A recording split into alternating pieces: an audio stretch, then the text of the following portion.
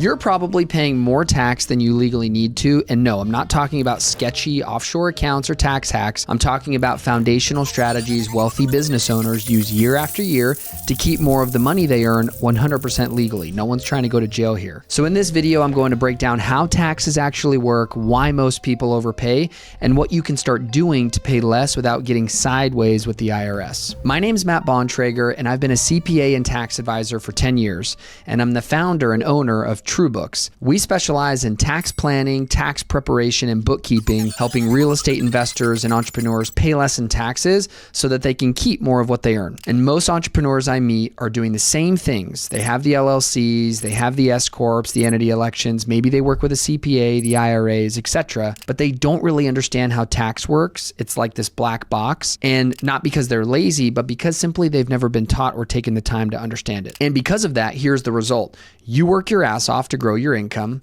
and then the IRS quietly takes more than it should just because your structure maybe wasn't optimized, or you didn't check a box or weren't aware of something. And so let's fix that. For example, how tax brackets actually work is one of the most common misconceptions that I hear.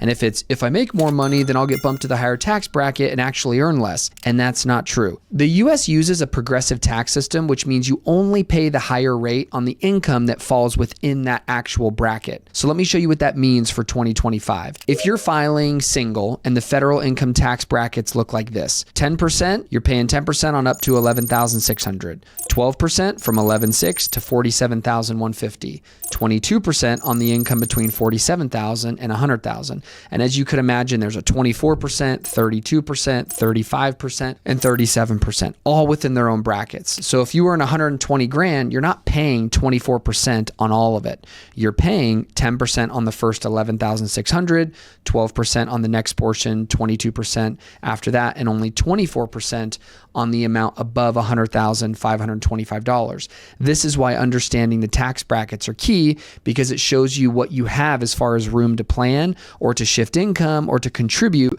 to tax advantage accounts to bring down what your effective tax rate is. Now let's look at one of the cleanest ways to reduce the amounts of income that even gets taxed in the first place. Lowering your taxable income with pre-tax contributions is one of the simplest ways to reduce your tax bill. Use retirement accounts the right way. Let's say that you're employed and you're earning 60 grand at your job. Normally, that full amount is taxed before you even see it. But if you contribute $6,000 to a 401k plan or a simple pre-tax plan, you're only taxed on the $54,000. That could save you a couple grand every year in federal income tax. And now bonus, if your employer is also matching those contributions, you're kind of getting some free money there, which you should always do. My recommendation. If they're going to give you free money as far as contributions towards your retirement, I would try to find a way to get those going. Now, yes, this money is locked up until you're in retirement, but this is for long-term planning, and it's one of the cleanest, most powerful tools available. Simple retirement plans with tax-deferred accounts. Next is the power of the entity structure, which is like W-2 versus business owner. And now here's where things start to shift. If you're still earning as a W-2 employee, your tax flexibility is very limited. You earn, taxes get taken out, and then you simply spend what's left or have what's left over. But business owners, you earned, you spend on legitimate business expenses where you can, or retirement accounts, and then you get taxed on what's left. So let me break it down with some math.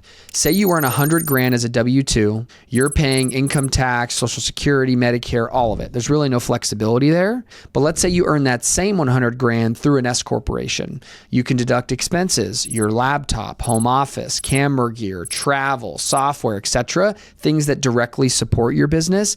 And then you're only taxed on what's left, which is maybe, let's say, 60 grand instead of 100 grand. And so even better, your business income might even qualify for a 20% QBI deduction, and you can strategically control how much of the income is taken as payroll versus profit. And this is how wealthier individuals use the tax code to their advantage, is making sure that they qualify for these simple deductions and sort of tax strategies. Next, we have to talk about tax-free growth with the Roth IRA. If you never want to pay taxes again, then as your investment grows, this is what that Roth IRA is for, and you fund it with after-tax money. But once that money's in, it grows completely tax-free, and when you pull it out for retirement, there's no tax on the gains. So you could grow 100K to $1 million and not pay any tax on it if it was in a Roth account. This is, again, one of the cleanest tools out there, but almost nobody talks about it or really understands what it is until it's too late and they wish they would have done it years prior. So again, making sure that you're acclimated and understand what these things are so that as they become available, you can start to invest in some of these things and use them to your advantage as well.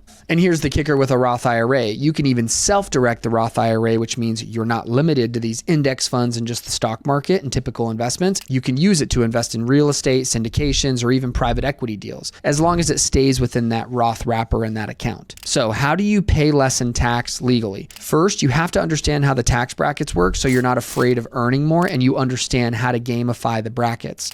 Next, start contributing to pre-tax accounts like 401ks or similar plans to reduce your overall taxable income, and then run your income through a business structure that makes sense if you're running a business and can actually use deductions to your advantage, and then start looking into more retirement accounts, IRAs, and things like that. Overall, this isn't something that you should be guessing, and you definitely shouldn't be relying on TikTok or tax memes on Instagram to figure this stuff out. My recommendation there is listen to these videos and see if there's something that sounds relevant to what you're doing in your situation, and then immediately take that to your professional to confirm if this is something that you should do or not, or how to actually do it in your situation. And of course, if you want help with your concern of overpaying the IRS and start putting some of these tax planning strategies into play and seeing how they work with your specific situation, check out the link below. We would love to help you here over at TrueBooks. This is exactly what we do. We'll help you get set up the right way, and of course, make sure that the strategies you're trying to do align with what you're trying to do within your business and your retirement strategy. It's so important that you take into consideration the long game